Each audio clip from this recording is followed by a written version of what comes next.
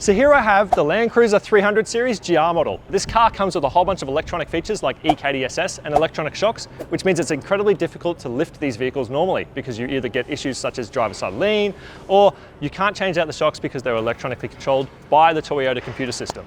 But our engineering team has worked out how to lift this car, so I'm going to tell you how they're going to do that in this video.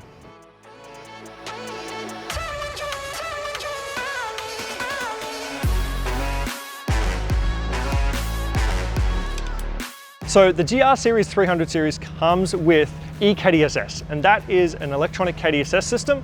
What that means is that the shocks are also electronically controlled by the car's computer system, which basically means that you can't really change those shocks out unless you have an electronic shock that can link up back with the Toyota's computer system in the car. What we can do though is we can change the springs. And so that means if someone is looking for a lift, you can still get a lift done on these cars. However, because of that E-KDSS, typically what happens is the car has a lean to one side because the system just doesn't understand, and you need to work out a solution to be able to fix that.